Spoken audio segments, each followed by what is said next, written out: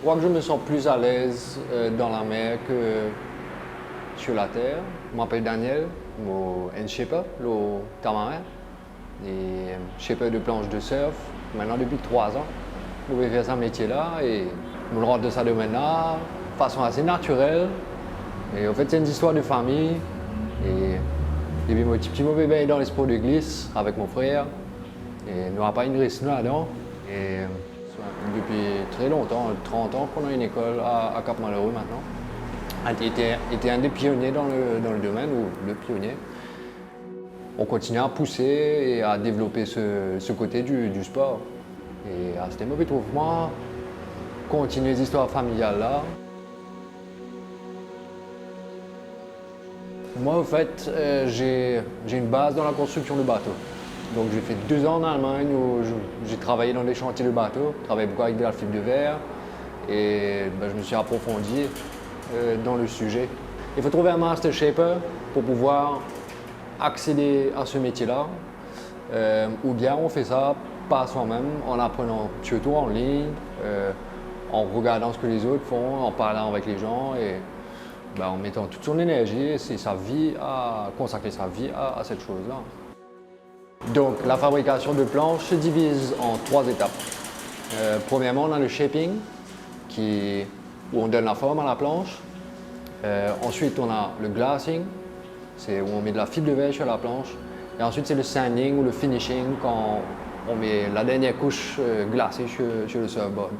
Maintenant, avec mon associé Christian, qui commence à rentrer dans le métier, chaque étape est un métier à part entière. Donc, tu as un shaper, tu as un sander et tu as un glaceur.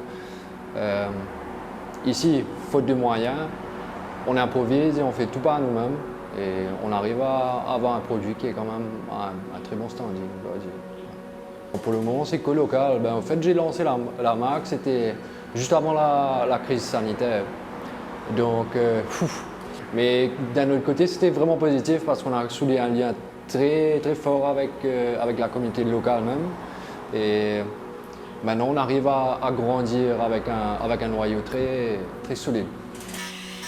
Pour le moment, on n'exporte pas, mais on espère que ça va pas tarder. Je crois que je me sens plus à l'aise dans la mer que sur la terre. Et c'est quelque chose que j'ai toujours eu dans ma vie. Et comme toute chose, quand on baigne dedans depuis qu'on est petit, littéralement, c'est quelque chose qu'on ne peut pas faire sans. Tu te sens chez toi, tu te sens à l'aise. Et en fin de compte, ça te ressource. Il y a beaucoup d'amis qui ont cette même relation justement avec l'océan, qu'après une longue journée dans leur bureau, tu travailles, et après tu vas dans les dos, tout problème un seul coup. Ouais. C'est une relation très personnelle, chacun a sa relation avec la mer et cet environnement. Quand je rentre, c'est juste pour manger, passer du temps avec ma copine, casser une pause. Après ça, mon esprit là-bas, me bien en viale là-bas. C'est pour ça que c'est mon travail aujourd'hui. Parce que ça fait partie de moi. Si je ne suis pas sur l'eau, je suis en train de penser soit à la mer, soit à mes planches. Quand je suis au travail, là, je rentre la case, je peux casser pause, ok, moi, je bois la bière.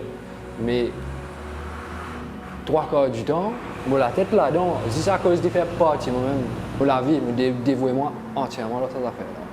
Santosha, c'est.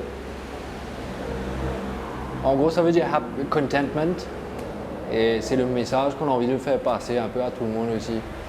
C'est cette essence du surf, c'est juste d'être heureux avec ce que tu as.